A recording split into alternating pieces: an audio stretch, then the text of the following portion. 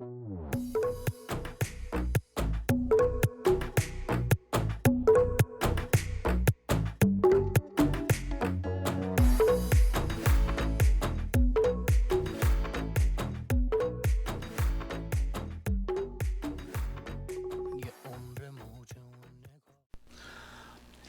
to everyone. I hope you're having a fantastic day, and welcome to our new YouTube channel.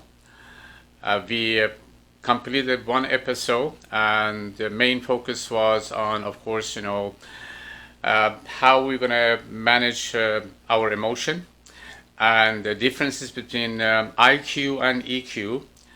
And of course, we focus on obstacle to becoming emotionally intelligent in our everyday life, and we focus on shadow personality, which is part of our personality. Everybody has a shadow side, and yes, we have the whole personality. We call it "This is me," "This is who I am," which we of course focus on positive things that we have in our personality, kindness. Proactive, dynamic, of course, helping other people, go-getter kind of a personality that we all, advocate that to have and we want to have, cheerful, positive personality.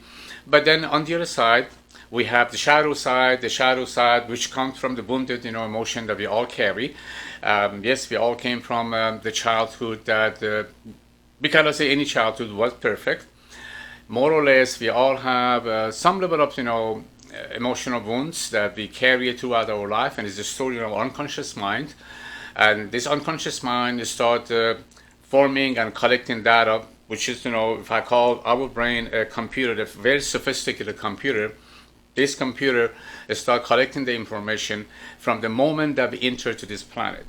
And yes, there's a lot of wonderful things that mom and dad and other people they teach us to make us to become a functioning human being living on this planet. Ideas and beliefs and way of thinking, and we are doing different things. And yes, along the way, since that we are living on the planet that is diverse, it's dynamic, there's so many things are happening. And yes, mom and dad, wonderful people, we are mom and dad, most of us, that haven't been really formally educated how to raise a child. And that's the reason that along the way, difficulties that they have, they come along and affecting us. And that's the way that more or less we're going to have a wounded emotion. And those wounded emotions are going to be a story in our unconscious mind along the way of many other wonderful things that we learn.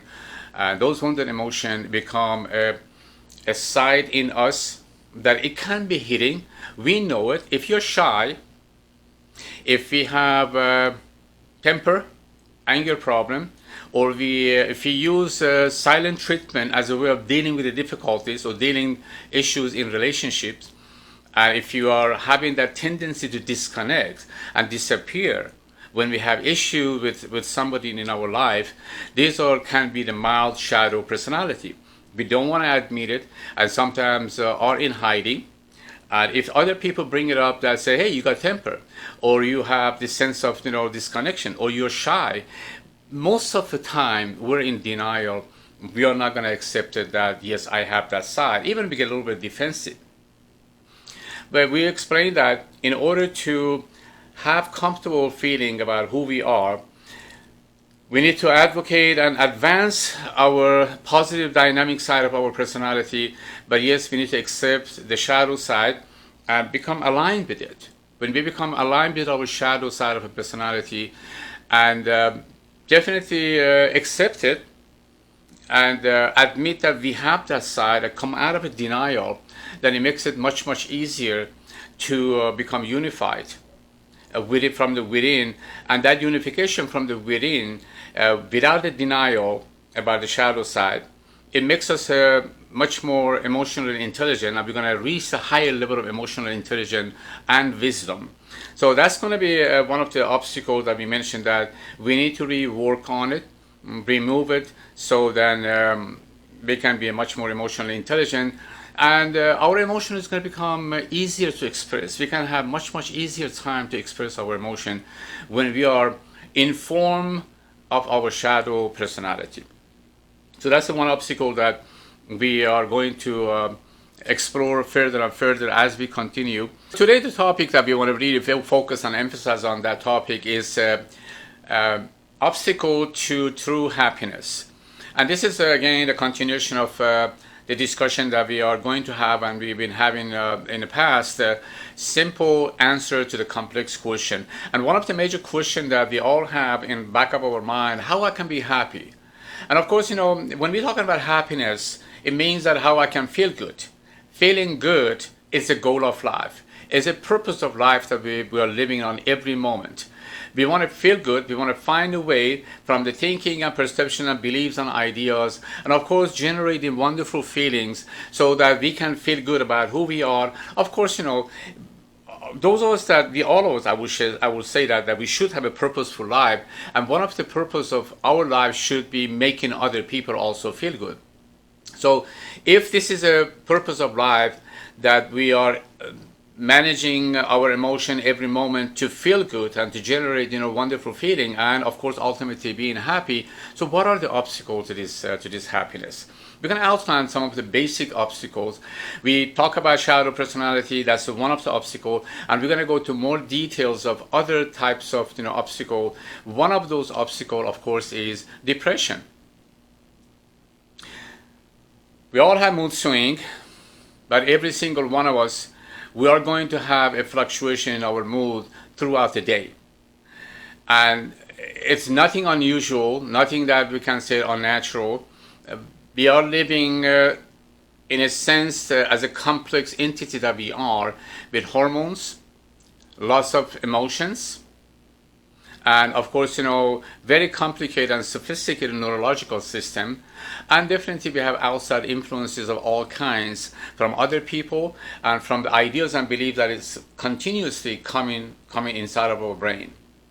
As research indicated, on a normal base, we have about 60 to 70,000 thoughts going to our brain. That's a lot of thoughts.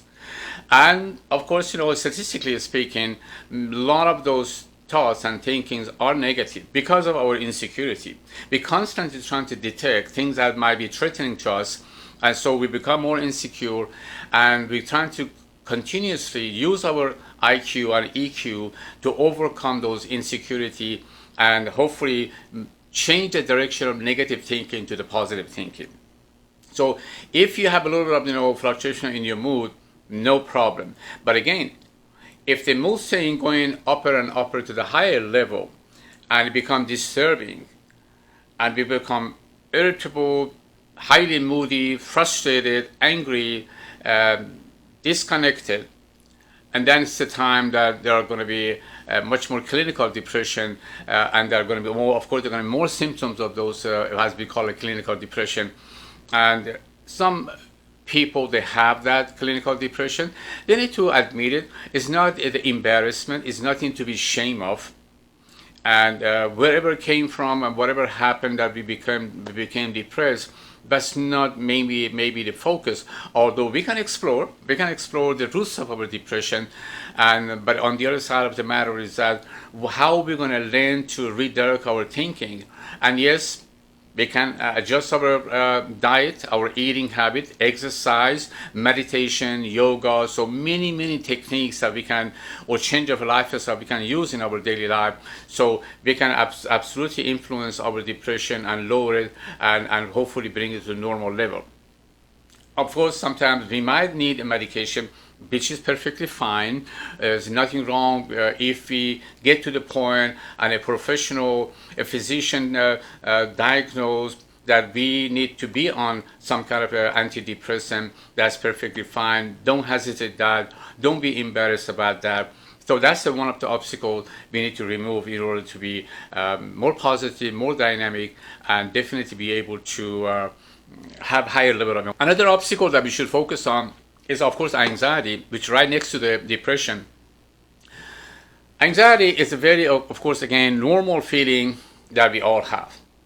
There is no way we can live our moment by moment of our life without anxiety.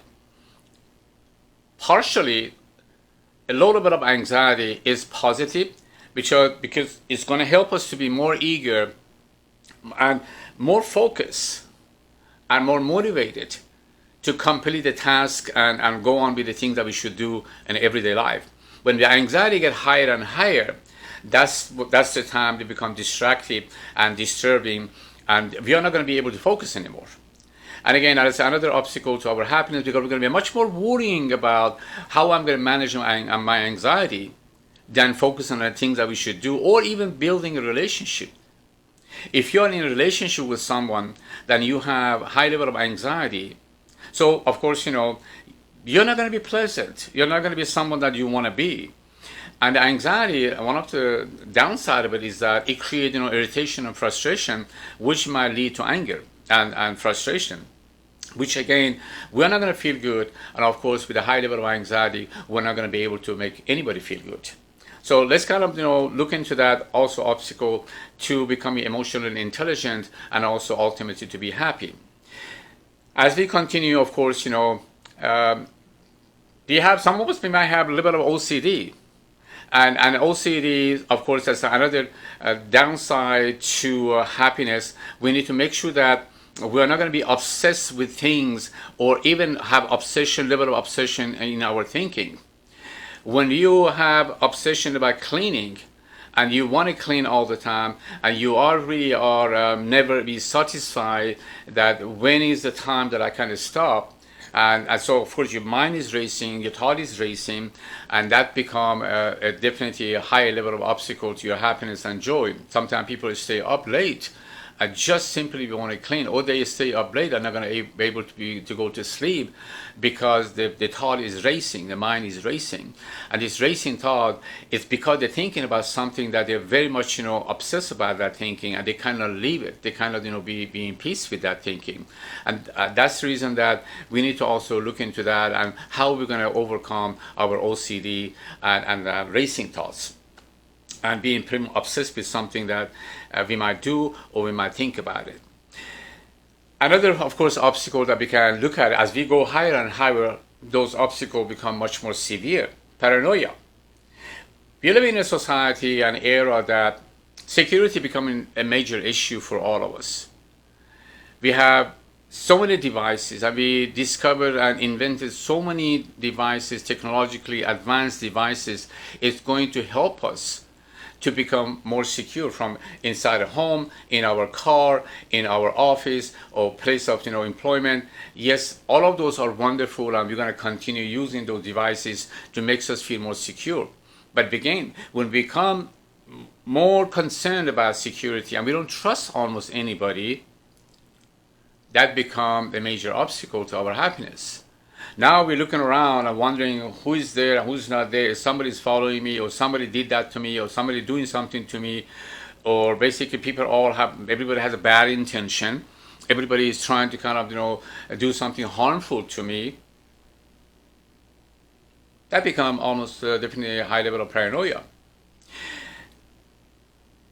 And of course, trust issue, which goes to a higher level of, paranoia, is based on, we call it trust issue, or I don't trust people, but it really is based on the law of the probability. We're going to talk about universal principles and quantum physics principles, but when we're talking about trust issue, trust is a concept that we all carry, that concept when it comes to dealing with other people, in relationship, in business and other setting, but absolutely it's based on the law of the probability.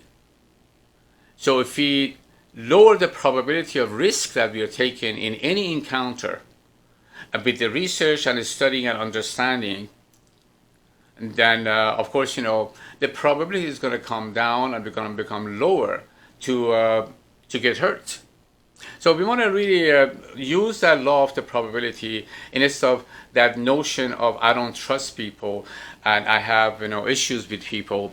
Sometimes really because of our pleasing personality or lack of deep research and study about something or somebody or some issues or situation that we are encountering, we go into that situation, we enter into that situation, and definitely we didn't really see all the negative things, all the red flags. And then we start, building that paranoia. See, I told you, I cannot trust anybody. But well, you didn't do your research. And yes, I can say that we cannot just with one incident and one situation, one encounter with other people that might come out to be negative, we lose trust in people. So it's against law of the probability. It should be enough evidence that we need to avoid interacting with that person or in that situation. We cannot just jump to conclusion with one incident and one situation. So again, trust issue, it can lead into paranoia. And in order to resolve it, we need to use law of the probability. And when we do that, we're going to lower that. And so again, we're going to be happier, of course, and we're going to have higher level of emotional intelligence. As we continue looking at obstacle, yes, we're going to really look into that narcissistic personality. We all want to be confident and feel good about who we are. That's perfectly fine. We should work on our self-confidence and self-esteem every moment. But self-esteem and self-confidence come to you naturally based on your abilities, skills, talents, knowledge, information, and things that you have to offer. And it comes naturally and you feel good about that. We don't have to exaggerate it. When you go to that selfishness, which is going to lead you to narcissistic personality, you want to use all the tools, every way that you can prove that I'm better than everybody else. When you go to that notion of feeling or wanting to be better than everybody else, then you're going to really go to any extent violating moral and ethical boundaries, even legal boundaries. Sometimes people do that just because they have this blindfolded feeling that they are better than other people, and they can exaggerate, they can lie about different things, and they're not comfortable, those people. It seems like it. They are confident, but they are in control and they're in charge. Obviously, they are not in control and in charge. That's the reason that they're going to suffer from a high level of anxiety and tension, contradiction, and ultimately loneliness. So that's another obstacle. We need to really be self-informed of that obstacle and remove it and be concerned and cautious about that. We can continue and look at another maybe obstacle, a controlling personality, power-based personality. Those people, they think that if they use power, if they manipulate people through all different means and techniques and skills that they might have, twisting the truth, then they're going to be more powerful, they're going to gain control in relationship or in business setting, and obviously it creates more anxiety, more negative thinking, and more mistrust. And other people who are going to be target of their control and manipulation and a power-based notion, they are not going to be happy, and ultimately they're going to discover that this person is controlling. It's not natural and normal in the relationship that he or she has with me, and they're going to question their intention. So we want to be pretty much win-win, advocate a win-win situation when we are dealing with people. So both sides are going to be happy and cheerful about the interaction that they are having with each other. So that's going to be another obstacle. We need to remove that. So we can continue and looking at many other obstacles, and I know that most of you already hopefully discovered those obstacles that preventing you from being happy and emotionally intelligent. Well, we're going to continue, and we're going to add one more, which is a major one, and then we're going to go to the solution. The one that I considered as a major obstacle to being emotionally intelligent and ultimately being happier in the life that we're living is narrow-mindedness, closed-mindedness. When we look at the life from the small lens and we don't expand it and broaden our perspective to include other dimensions, then we are being considered narrow-minded. Narrow-mindedness can come from radicalism of any kind. When somebody exercising his or her own religion, and they become radical in their own expression of religion, ideals and beliefs that they have.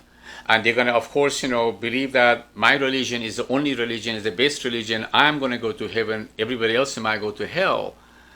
And they're willing to become violent, emotionally, of course, in argument, being argumentative, and maybe take action even against other people, because they're not having the same type of belief that they have. And of course, everybody that carrying that type of narrow-mindedness, they're going to create their own evidence. They use holy books. They use, of course, the notion of God. And they have many ways of, justification in their own mind that my ideas and my beliefs are the better than any other ideas and beliefs. And so that's the one notion that we need to avoid it. Political views can be the source of narrow-mindedness. Ideologically and politically, when we believe that my political view, my ideology are the only one that take people to salvation or take the society to salvation, that's going to be another way of narrow-mindedness, because it's kind of in contradiction with who we are as a human being. We are a very complex entity, and human society is very complex and broad and diverse. So when we come to that notion and definitely try falsely to prove that my political view, my ideology is the best, then definitely we're going to face a lot of obstacles and a lot of frustrated people, and it comes down to separation. And we will become smaller and smaller and smaller and narrow and narrow and narrow in our vision and in our thinking. And definitely people who are maybe surrounding us and supporting us, ultimately they're not going to last long, because that's in contradiction with the notion of life on this planet, which is about enlightenment, about expansion of thinking, about diversity, about unity and oneness. So that's going to be one of those obstacles that we need to be informed of it minute by minute in every setting, even in a family setting. When we become, again, controlling, which is going to lead us to be narrow-minded and closed-minded, and we think that we know it all in relationship, and build negative feeling and negative thinking towards our partner, wife, and spouse, and other people that we love them, then ultimately it's going to disturb the relationship, which is relationship is about unity and oneness and integration. That's the reason we say, I love you, you love me.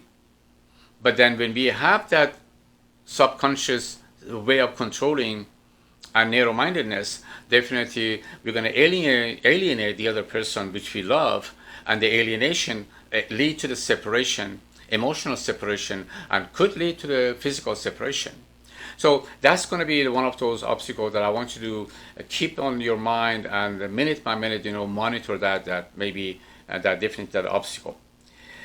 So we're going to pause, and of course, as we continuing the journey that we're taking, we're going to explain about all those obstacles more and more and more. But now, for the sake of time, I want to move quickly to solutions. Solution, as we really have discussed it in the past, but again, I'm going to really summarize it today. There are many solutions. Psychology, they have the solution. Religion, they offer the solution. Of course, philosophers also offer the solution. Spiritual leaders offer the solutions. And all of them can be considered, partially good. But one thing that is very broader than maybe any of that, I call it quantum physics thinking.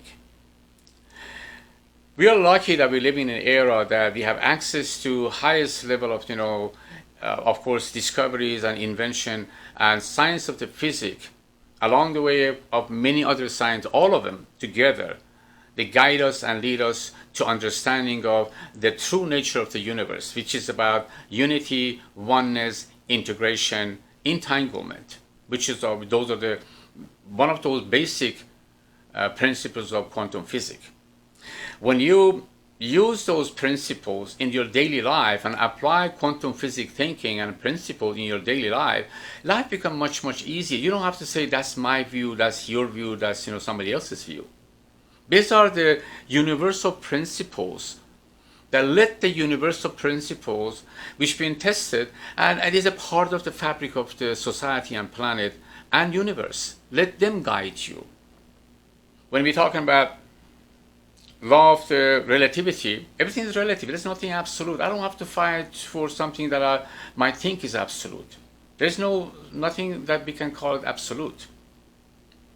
So when we again brought up the notion of the principle and the notion of law of the probability, everything is probable. It's all about probability. When you use that principle in your daily life, then life becomes much, much easier. So as we continue, we're going to look at all those principles. And yes, I'm going to mention that we're living in an era and time that I think we might say that for the first time, human society and human beings are facing a universal and global, on planet Earth, of course, this pandemic, coronavirus. And yes, we are looking for certainty. One thing that we are puzzled about that, because we're losing our certainty, we're losing our security. We're living in a very uncertain era and time. Because we need to be certain, and we need to have the level of certainty in order to feel comfortable and peaceful. But one of the major principles of quantum physics teach us that universe is based on, one of the principles is uncertainty. It's uncertain. But we are seeking certainty, and nothing wrong with that, because in order to have a peaceful, calm, and collective life that we need to have on a daily basis, we need to be able to anticipate and predict. Power of anticipation and prediction is the way that we can be calm and relaxed and comfortable and go on with our routine. When that routine and power of predictability disturb, so we're going to be very much disturbed as well. So, but again, if you become aligned with the uncertainty, which is one of the major principles of governing this universe, it's no time and space. It's everything is moving, and everything is entangled. Entanglement, integration, and movements are the major guidance that we need to use in our daily life. So we need to be creative and find a way to create certainty to any level that we're able to do. So we need to be rational, we need to be emotionally intelligent, we cannot be paranoid, remember that. We cannot exercise our OCD, which we might have to do sometimes because we are afraid. So that's going to be one of those principles that it can be useful even in the time that we live in. Definitely that we are pretty uncertain because of this pandemic. So of course, as we continue looking into all those principles of quantum physics thinking, then what is going to happen? Of course, it's going to lead us to a broader perspective, which we call a freedom of thinking. When we are moving to the area of freedom of thinking, then infinite possibilities become our guidance. Everything is infinite, and there are infinite possibilities. If the one door that you knock doesn't open, you should be certain and believe in infinite possibility that there are many other doors that you can knock and the doors are going to be open. But you have to have that faith. You have to believe in that. When we don't believe in the universal principles and quantum physics thinking, then we are not going to have access to freedom of thinking. So we're going to really make sure that we use the foundation, which are universal principle based on quantum physics thinking, and we're going to move to the area of, naturally it's going to move us to the area of freedom of thinking.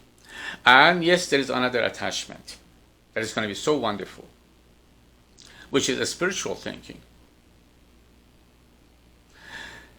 A spiritual thinking, which we all know about that, is another dimension that it gives us access to, of course, notion of universe, yes, broader notion of God as a source of energy, as an infinite entity that in religion and many other people believe in that entity, which is again from the quantum physics thinking, it's called field of energy, which is all the same. We respect both sides of the equation. There is no contradiction between the notion of God and a field of energy. So when we integrate again the notion of field of energy and the notion of God, then we know that we are part of God. We have a piece of God in us. We are part of field of energy. There is no separation. There is a constant, infinite connections between us and field of energy, between us and God. With that connection that we make, of course, we see that spiritual thinking become a very, very, very important part of our life. I am connected. We all are connected, constantly, second by second. There is no separation unless, because of those obstacles, because of our ego and narrow-mindedness and closed-mindedness, we create separation because we think we create insecurity and safety for ourselves, which is not really true. It's a contradictory statement and notion and understanding. So spiritual thinking guides us to be peaceful, to be kind, to be compassionate, to help other people, and also lead us through the meditation and yoga so that we can reach out to the deepest part of our soul and mind and find the answer for peacefulness and calmness. And then that's going to be another dimension that we need to bring into our life again, day by day. I believe that every morning or every day, 3 or 4 times, morning for sure, we should meditate. Meditation gives us that sense of solitude and oneness. And take your time, and doesn't have to be too long, 10 to 20 minutes, 10 minutes to 20 minutes sometimes a day, or definitely morning time. It's going to bring us together. It's going to bring the wholeness and oneness within our own self. And that's going to be much, much easier to be a spiritual connect to the spiritual sources. And of course, the kindness and compassion and connectivity become part of our daily life. So, we're going to implement and understand quantum physics thinking. Quantum physics thinking, which is a foundation, will guide us and lead us to freedom of thinking. And freedom of thinking, of course, has an attachment, we call it spiritual thinking, but they are integrated and entangled. With the integration of this free, wonderful feeling that we can create in our life, then we're going to be much more emotionally intelligent, and the happiness become much, much easier. And if we get disturbed here and there because of distraction that we constantly encountering, that's all right. Just focus. Just focus for a moment. Bring yourself together. Those foundations that you already created, quantum physics thinking, freedom of thinking, spiritual advancement and thinking, all together will guide us and bring us back together and makes us to be more unified again from the within. So I'm going to stop here, and the next episode is going to be continuation of discussion about unity and oneness from the within, and what are the obstacles and how we can build the vision to be unified from the within. And that's going to be a wonderful discussion that I invite you to continue watching the channel. And of course, we're going to do the best, definitely. And I'm going to bring other people, hopefully, into this, journey that we're taking to help us to provide and create simple answer to complex question. I am honored to be in connection to you, all of you. And I hope that you enjoyed this discussion that we're starting. And I welcome you back. Have a wonderful day, and we're going to be all together much more spiritually and have a much more spiritual life.